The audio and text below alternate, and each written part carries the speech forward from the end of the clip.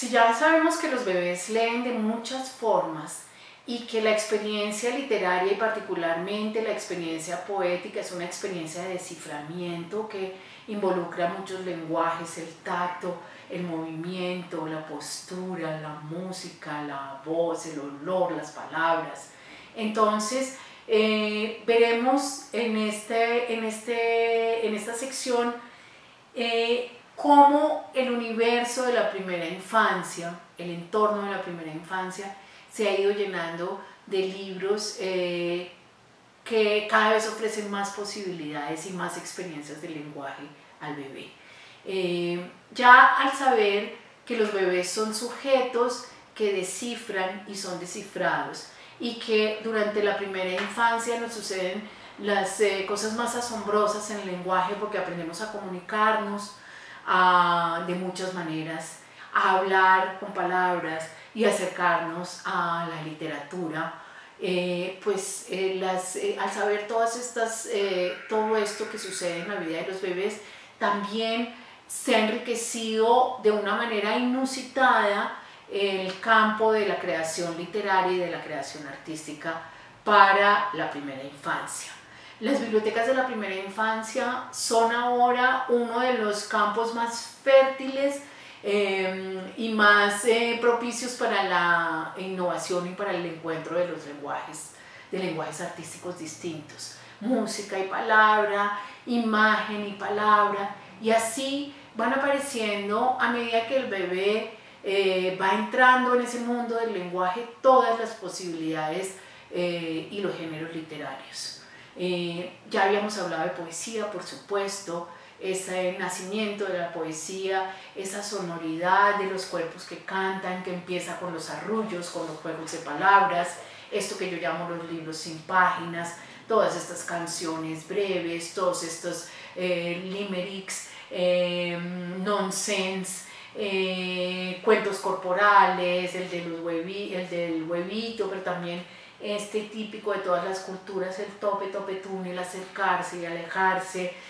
las escrituras en el cuerpo del bebé, las arepitas, bueno, toda esta poesía de la primera infancia, todo este repertorio poético que además también se ha ido sofisticando y enriqueciendo con creaciones literarias y poéticas de todos los tiempos. Por ejemplo, en la biblioteca de un bebé, Federico García Lorca, Nicolás Guillén, son textos sonoros de una belleza, o María Elena Walsh, por ejemplo. Bueno, tantos autores, no me voy a detener en los autores, pero quiero que piensen en la experiencia poética que se despliega frente a los oídos y a la necesidad sonora, la necesidad de pensar en las palabras, de interrogarlas, de jugarlas, de cantarlas y de moverse al ritmo, que es una de las necesidades apremiantes literarias de los bebés, de sus pulsiones literarias, jugar, cantar con las palabras.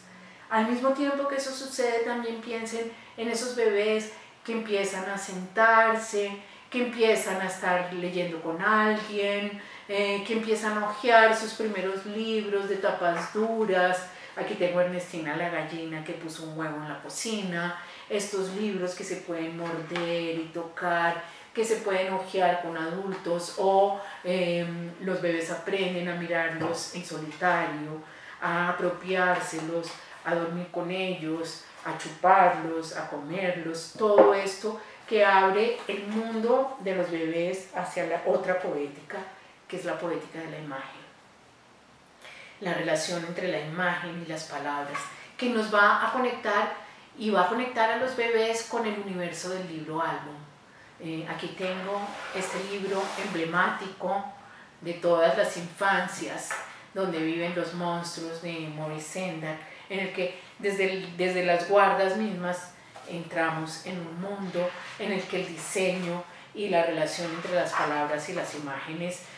configura un espacio en el que este niño se va a encontrar y se va a desplegar, y él va a aprender a mirar estos libros una y mil veces, a mirar todos los mensajes simbólicos, todos los encuentros entre el lenguaje y la ilustración,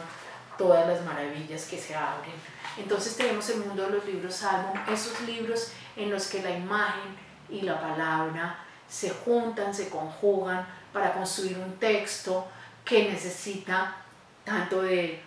las ilustraciones como de las palabras para existir. Un lenguaje que es como el cine, en el que la palabra modifica la imagen y la imagen modifica la palabra, y la construcción del sentido empieza también a estar del lado del niño. Y al lado de estos libros álbum, con historias de la vida de los niños y de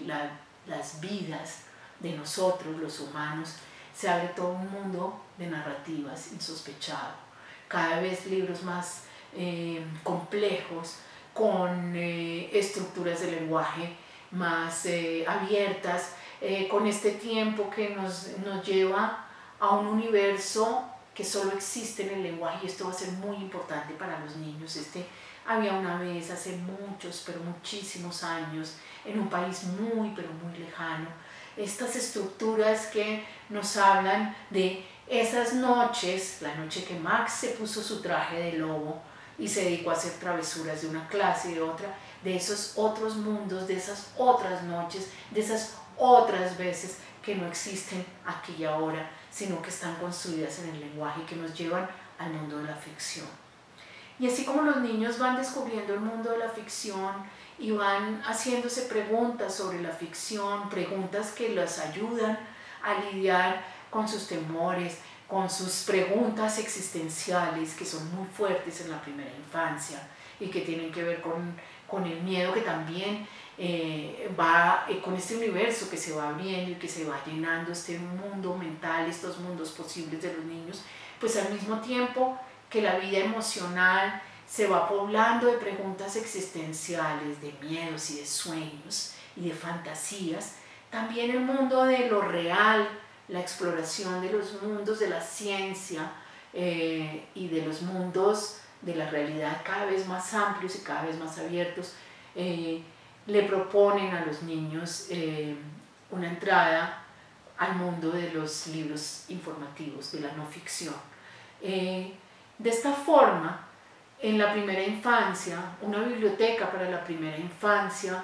ya ha conectado a los niños con esas distintas formas de organizar el mundo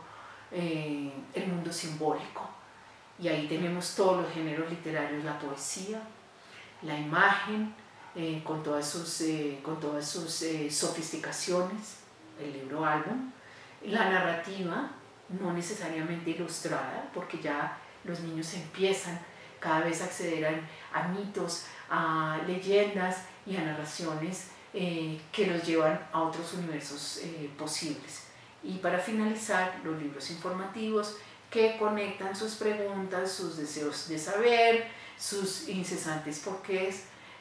con el mundo de la construcción humana, de la construcción científica.